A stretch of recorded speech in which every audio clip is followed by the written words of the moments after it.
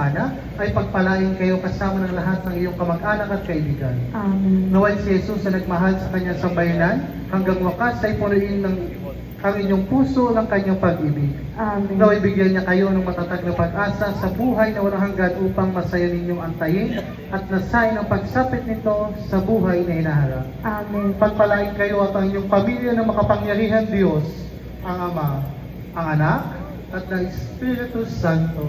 Amen.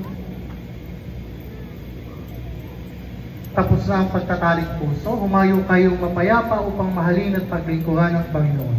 Salamat sa Diyos. Bigyan natin ng masigabong palakpakan ang mag-asawa. Magharap kayo. And now,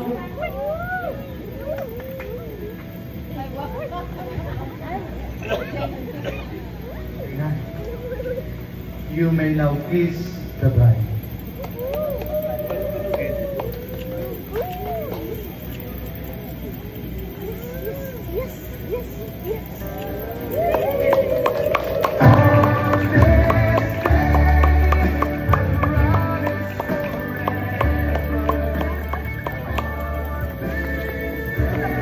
Magsiupo ang lahat, ang mga bagong kasal, ang pari at ang mga ninong at ninang ay lalagda sa kasulatan sa kasal.